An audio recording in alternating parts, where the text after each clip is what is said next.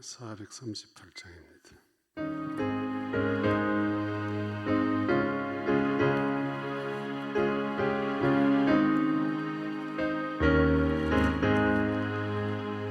내 영혼이 은총 입어 중한 죄짐 벗고 보니 슬픔 많은 이 세상도 천국으로 와도다. 할렐루야 찬양하세. 내 모든 죄 사함받고 주 예수와 동행하니 어디나 하늘나라. 내 얼굴 뵙기 전에 멀리 뵈던 하늘나라 내 마음속에 이뤄지니 날로 날로 가깝도다. 할렐루야 찬양하세. 내 모든 죄 사함받고 주 예수와 동행하니 어디나 하늘나라. 높은 산이 거친 돌이 조막이나 홍벌이나 내 주 예수 모신 곳이 어디나 하늘나라. 할렐루야 찬양하세. 내 모든 죄 사함받고 주 예수와 동행하니 어디나 하늘나라. 하나님 아버지, 화창한 계절에 또 새로운 한 주간을 예비하시고 우리에게 출발할 수 있는 은혜의 날, 복된 날, 평안의 날, 주님 앞에 예배드리는 날을 허락하여 주셔서 감사합니다.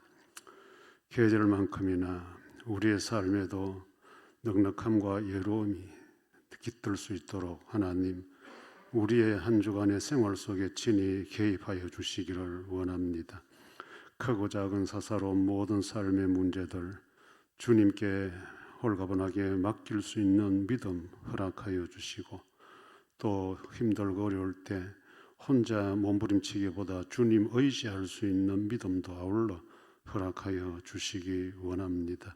나 홀로 견디기 힘든 모든 삶의 걸음들 우리 주님과 함께 동행하는 걸음이 될 수 있도록 이 한 주간도 우리 모든 강된 사람들 걸음과 함께하여 주시기를 원합니다. 여러 가지 형편과 처지 주님이 아시오니 합력하여 늘 우리에게 가장 선한 것, 좋은 것, 유익한 것을 주셨던 주님, 또 그렇게 주실 줄 믿습니다. 각자가 처한 형편은 다르고 처지는 다르지만 결과적으로 우리 주님이 하시고파 하는 일들을 행하여 주시고 그 일들 앞에 우리 모두는 아멘으로 화답하며 주께 찬송하며 영광 돌리는 회복의 날이 있게 하여 주시기를 원합니다. 크고 작은 모든 걸음들 이 한 주간도 온전히 주님께 의지하고 의탁하옵고 예수님 이름으로 기도합니다. 아멘.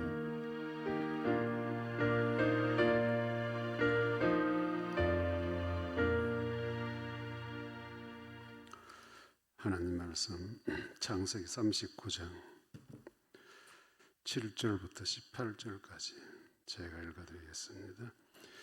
그 후에 그의 주인의 아내가 요셉에게 눈짓하다가 동침하기를 청하니 요셉이 거절하며 자기 주인의 아내에게 이르되 내 주인이 집안의 모든 소유를 간섭하지 아니하고 다 내 손에 위탁하였으니 이 집에는 나보다 큰 이가 없으며 주인이 아무것도 내게 금하지 아니하여서도 금한 것은 당신뿐이니 당신은 그의 아내임이라.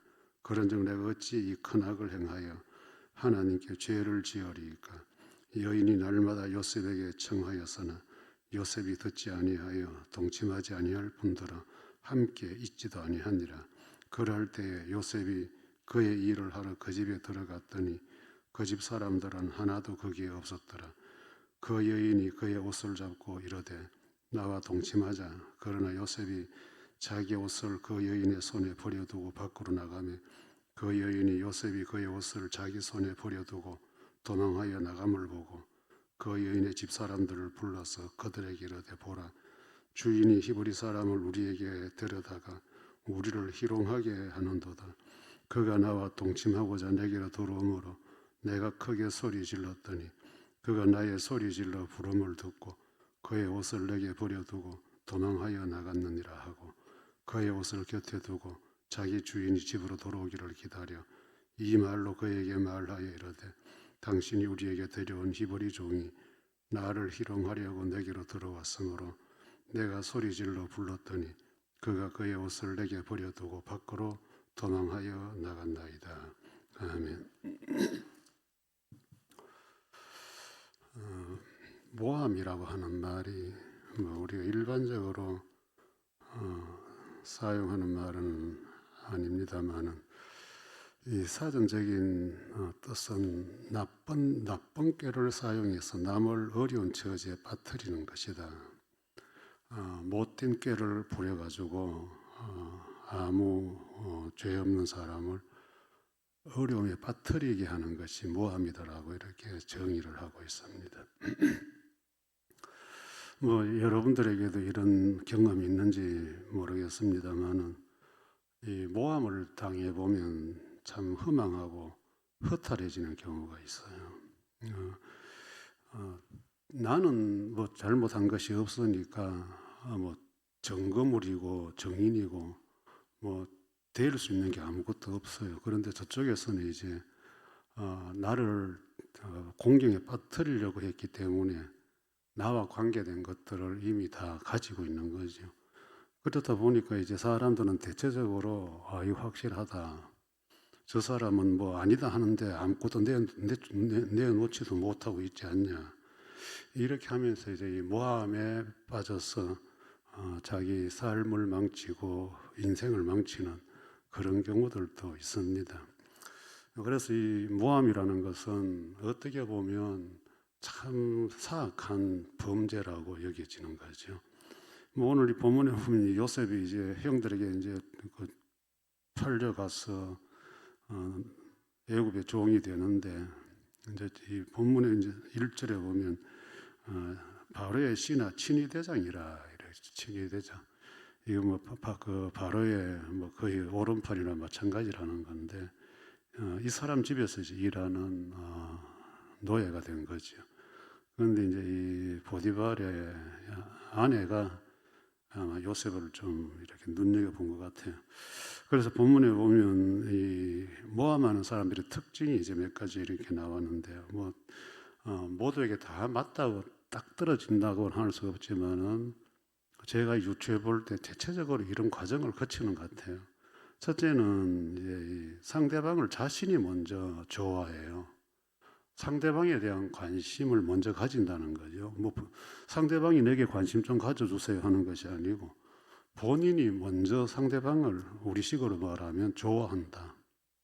그래서 본문에 보면 요셉에게 눈짓하다가 이 요셉이 보면 좀 잘생긴 것 같아요. 용모도 빼어나고 아름답고 18절에 보면 8절에 보면 그래 요셉의 생김새가 이렇게 하니까 이제 이 여주인이 눈짓을 했다. 이 눈짓은 이제 좋아한다는 사인이겠죠.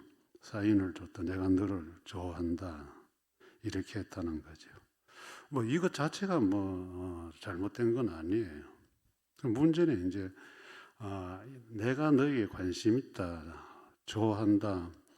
이렇게 했으면 그 사람이 잘 되기를 도와주고 힘든 것을 도와주고 이것이 이제 좋아하는 사람이 해야 될 일이잖아요. 특히 요셉은 자기 집의 노예니까 그 여주인이 되어가지고 노예를 좀 조금 뭐 이렇게 대우를 해주거나 인격적으로 대우를 해주고 이렇게 하는 그게 이제 정상적인 관심이고 정상적인 좋아함이잖아요. 그런데 이제 여기서 끝나지 않는데 이제 문제가 생기는 거예요. 우리 신앙인들은 사람을 다 좋아해야 돼요. 근데 그것이 예수님 말씀대로 사랑이라는 관점에서 보면 심지어 뭐 원수까지도 이렇게 말씀을 하시는데 우리 신앙인들이 사람을 밀어내고 싫어하고 미워하고 이건 주님이 원치 않는 거잖아요. 그렇기 때문에 우리는 뭐 특별히 더 좋은 사람도 있고 뭐 좀 덜 좋은 사람도 있고 뭐 정도의 문제는 있지만은 그러나 신앙인의 근본은 사람을 붙여야 된다. 좋아해야 된다는 거거든요. 그럼 좋아하면 끝까지 좋아해야 되는 거죠. 끝까지. 그런데 이제 이 모함하는 사람들의 특징 중에 또 다른 한 가지는 자기가 좋아하는 관심을 갖고 보는 그 사람을 자기 소유로 만들려고 하는 거예요. 자기 감정대로 휘둘리려고 하는 거죠. 이 자기 중심적인 사고방식인데 10절에 본문에 동침하기 7절에는 동침하기를 청하고 10절에는 뭐 날마다 이제 요셉이 이제 이런 여인에게 뭐 여주인이라고 하는 그 거리감도 있지만은 뭐 자기가 전혀 관심 없는 여인이 자꾸 이렇게 하니까 이제 함께 있지도 않더라. 여기 이제 우리가 주목해야 되는 것은 동침이라는 말이에요. 이제 구약에는 이 동침이라는 단어가 이제 들어 사용되는데 이거는 이제 부부 관계, 부부 사이에 통용되는 말이에요. 일체가 된다는 거거든요. 내가 너를 알고 네가 나를 알고 이 전부를. 그래 부부는 서로를 잘 아니까 아는 관계니까 하나인 관계니까. 그런데 이 양반이 동침을 자꾸 요구를 하는 거예요. 이거는 이제 너는 내 소유다. 나는 여주인이니까 나와 동침하면 이제 지금부터는 내가 너 마음대로 해도 된다. 이제 이렇게 생각한 거죠. 그래서 이제 좋아하는 거기서 멈추지 않고 이제 한 걸음 더 나가서 내 것으로 만들고 말겠다. 이렇게 이제 이 보디발의 아내가 생각을 한 거예요. 그래서 성경은 분명히 이제 밝히는 게 남편이 있다. 분명히 그렇게 밝히고 있거든요. 그럼에도 불구하고 요셉을 자기 것으로 만들겠다. 이제 어떻게 보면 노동의 노예에서 이제 육체의 노예로 이렇게 합법적으로 이제 자기 자신에게 소속되도록 만들어 버리겠다 하는 이런 어떤 욕구가 폭발된 거죠. 이제 이것이 우리 신앙인들에게도 문제가 될 때가 있어요. 신앙인들은 앞부분에 제가 우리는 모두 다 좋아해야 될 대상들이다. 좋아할 일만 있지 뭐 이렇게 미워하고 밀어내고 그래서는 안 된다. 이제 이것이 이제 지속성을 가져야 돼요. 그런데 이제 이 교회 안에도 보면 좀 좋아하고 가까워지면 그 사람을 자기 목적에 필요한 대로 이용하려고 하는 사람들이 있다는 거죠. 이용을 하려고. 그러다 보면 이용을 당하기 싫어할 때는 이제 충돌이 생기겠죠. 나는 뭐 당신이 그냥 좋았어. 뭐 같은 교회, 같은 교인하고 뭐 이러니까 한 거지. 난 그거까지는 생각 별로 안 한다. 이렇게 되면 이제 그 다음에 이제 문제가 발생되는 거죠. 여러분들 사람이 사람을 이용한다는 거 이거는 대단히 나쁜 거잖아요. 뭐 여러분들 그런 경험이 있는지 모르겠지만은 누군가에게 내가 이용을 당한다.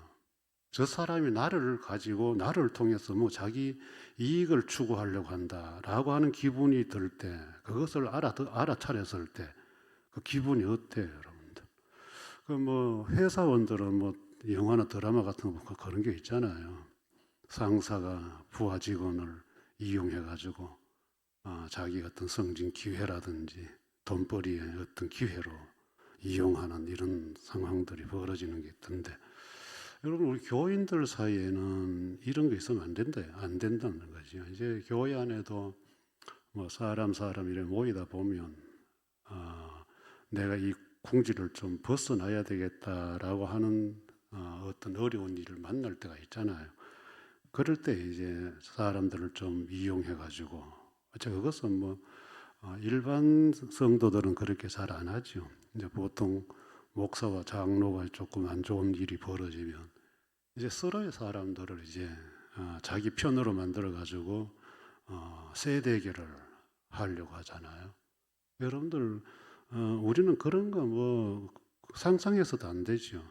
교인들을 이용해서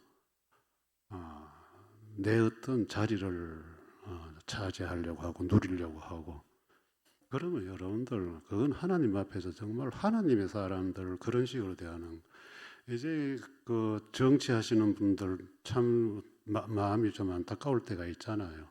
국민들을 적당하게 자기한테 유리하도록 이런 이제 정치인들이 있는 한에는 우리는 늘 그렇게 불행을 당하는 거예요. 이건 다 국민 위해서인데, 그건 뭐 뒤돌아보면 해놓은 거 보면 별로 뭐 국민 위한 건 없고 자기 주머니만 채우고 자기 가족들 배만 채워놓는 이런 지도자들이 참 있더라는 거죠. 이제 이렇게 되면 지도자가 백성을 이용하고 목사가 교인들을 이용하고 사람들을 이용의 수단으로 사용하는, 이것은 아주 잘못된, 이제 이렇게 되니까 이제 그 다음 단계 나오는 게 뭐예요? 이제 모함의 결과적인 거잖아요. 근데 자기 말을 안 듣으니까, 이제 자기가 원하는 대로 되지 않으니까 어디 맛봐라, 상대방을 이제 공격에 빠뜨리는 거예요. 한마디로 거짓 고발을 해버리는 거죠. 그리고 이제 이 상황이 이제 이 본문에 이제 그대로 11절부터 그대로 나열이 되어 있어요. 뭐 이건 우리가 이 글로 읽었지만은 이 장면이 훤하잖아요. 그런데 누가 그걸 압니까? 그런 상황을. 뭐 요셉의 옷을 잡고 있는 거는 그 여인인데 상황이 끝난 다음에 다른 사람들이 몰려왔고 그 여인은 그 옷을 보여주면서 내가 이렇게 당할 뻔했다. 이게 상황 끝이에요. 그 요셉은 뭐 그대로 감옥에 가는 거죠. 이게 이제 이 모함의 결과인데 얼마나 무서워요. 이제 우리는 이런 성경 읽으면서 흐름을 아니까 뭐 요셉이 뭐 잘못 있냐, 뭐 그 여인이 잘못이 이런 거 뭐 생각할 것도 없어요. 그냥 이미 답이 나와 있으니까. 그런데 만약에 이런 거리 없는 오늘 바로 저와 여러분들 앞에서 어느 남녀 사이에 이런 문제가 발생했다고 가정을 한다면, 그래서 그 여인이 그 남자를 향해서 내가 이 봐라 저 사람이 나를 이랬다라고 했을 때 우리 사회나 우리 공동체는 어떤 반응을 보이겠어요?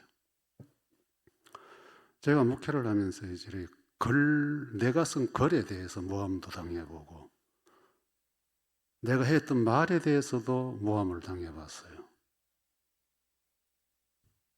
전혀 주고받을 때 말은 전혀 그것이 아니었고 내가 글을 써서 주었을 때는 전혀 그런 뜻이 아니었는데 이제 이게 자기 뜻 원대로 안 될 때는 이제 편집을 해버리는 거예요.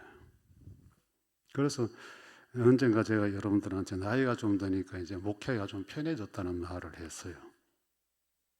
여러분들 참 교인들은 때때로 참 모르는 사람들이라 할 정도로 조금 어이스러울 때가 있더라고요. 어떻게 저렇게 말을 돌리지, 말을 바꿔버리지. 그래 이제 어떤 분들은 가서 한번 목사님 찾아가서 한번 이야기해 보는 게 안 좋겠어 이래요. 여러분들 가서 이야기하면 모함을 하는 사람들에게는 옳시구나 하고 혹을 붙이러 가는 거예요. 제가 보여줄 수 있는 근거는 아무것도 없거든요. 설사 제가 예를 들어서 편지 거를 원본을 갖다 보여준다는데 내가 고쳤다 수정했다 하지 그걸 누가 믿어주겠어요? 제 컴퓨터 그대로 다 들어있어요 아직도. 너무 황당하니까 말이 안 돼요. 그럼 뭐 어떻게 해요? 그렇다고 내가 뭐 교인들한테 하소연하면서 억울하다 좀 들어봐라 뭐 그럴 수 있어요. 특히 제 성격은 또 더군다나 안 되지. 왜 이런 현상이 생길까? 이제 저는 이제 나이가 좀 들어보니까 이제 그게 나는 그냥 교인데 목사로서 제가 잘해주고 힘들다 할 때 위로 편지 써주고 이렇게 한 것이 이제 이 사람들은 어떤 의미에서 나에 대해서 약간의 어떤 사심이 있었던 거겠죠. 그러다 보니까 이게 걷잡을 수가 없는 거예요. 말을 이제 설득을 이해를 시키면 이게 걷잡을 수 없는 이런 상황들이 목회하면서 몇 번 이렇게 제가 짧게 겪어봤는데요. 참 난감해요. 난감해요. 그래서 제가 이제 나이가 60이 좀 넘고 이래 돼 왔을 때 조금 편해진 거는 이제 저한테 누가 이제 그렇게 붙지를 않더라는 거예요. 이제 나이가 드니까. 뭐 좀 젊었을 때는 좀 멋져 보였는가 모르겠어요. 그런데 나이가 드니까 이제 그런 부류가 없어지고 뭐 1대1로 만나서 뭐 이야기할 그런 이제 저도 지금 일부러 안 만들잖아요. 교인들하고. 옛날 같으면 서재 올라오래서 편하게 차 한 잔 대접하면서 이야기 들어주고 이런 시절이 있었는데 어느 날 이건 아니구나. 자기 해석하기 나름이구나. 그래 제가 이제 웬만하면 1대1 특히 여성들은 1대1로 제가 안 만난 이유가 바로 그거예요. 그래 이제 누가 만나자 하면 저 사람은 또 뭐 때문에 만나자 하지. 이게 겁이 나는 거예요, 겁이. 이제 뭐 이 나이 먹고 뭐 그런데 휘말려 버리면 내가 얼마나 불명예스러워져요. 그런데 예전에는 내가 순수하면 되겠지. 내가 아니면 되겠지. 이거 하나뿐이었어요. 내 알고 하나님 여기도 하나님 알고 하나님께 죄 짓지 않는다고 요셉을. 그런데 여러분 아무 필요 없어요. 사람들은 안 믿어요. 자기들끼리 패거리 저가 웅성웅성하고 돌아다녀 버려 벌써. 그래서 제가 그런 걸 보면서 참 우리는 바르게 가르치고 바르게 배우고 그러자고 했는데 왜 이런 일만 생기면 저렇게 패거리가 생겨버리고 말이 저렇게 쉽게 옮겨져 갈까? 그래서 저는 그런데 일절 개입 안 해요. 안 하고 싶고 해도 솜 굴러가듯이 덩어리만 더 커지더라고요. 그래서 이 모함이라는 것이 참 이 교인과 교인 사이, 물론 세상 사람들도 그렇게 하면 안 되지만 교인과 교인 사이 이게 진짜 신앙성도 영적 다 몰락시키고 인간성을 피폐화시키는 거예요. 피폐화. 그래 지금 이 보디발의 안에는 정금을 옷이 하나 있잖아요. 그러니까 아무도 뭐 요셉 말 들을 필요성이 없는 거예요. 그럼 그 집에 만대 갔노? 여자 혼자 있는데 그네 와 갔노? 이래버리. 이 본문을 이제 우리가 조금 왜곡해서 보면 누가 따지면 그럼 옷은 왜 벗었노? 그러면 뭐 아이고 그 사모님이 뭐 이래가지고 아니 아무래도 여자가 뭐 남자를 그러겠나? 또 이제 우리 논리는 그렇게 나와요. 그 흐름이 뻔하잖아요. 세상 흐름이나. 그런데 요셉이 참 위대한 것이 이제 형들에게 아픔 당한 것도 있지만 이런 상황에서 끝까지 입을 다물잖아요. 뭐 변명 같은 거 없어요. 이제 우리가 배워야 되는 그거예요. 저도 어느 순간에 이제 뭐 그런 걸 좀 익숙하게 내가 좀 갖고 있었기 때문에 막 쫓아다니면서 뭐 내 살려달라고 막 그거 아니다 그런 짓 내가 안 하고 살아왔어요. 그런데 때가 되니까 또 그렇게 교통 정리하고 하는데 아마 여러분들도 인생 살면서 직장에서 참 택도 않은 소리 들어보신 적 있을 거예요. 그 답답함. 뭐 누구한테 하소연 안 들고 풀어지나요? 신앙인의 인간관계는 우리가 예수 안에서 만나면 다 좋아요. 하나님의 자녀가 되었으니까. 그럼 좋으면 서로 잘 되기를 바라는 거예요. 이용하면 안 되고, 이용하려고 하면 안 되고, 오히려 나는 손해보더라도 당신은 잘 돼야지. 이런 관계가 돼야 되고, 그 다음에는 절대로 내가 손해봤다고 해서 사람 뒤통수 때리고 이 짓 하면 안 돼. 내가 당할지언정 상대방을 괴롭히고 상대방의 인격에 명예에 치명타를 남기는 그런 짓은 해서 안 된다.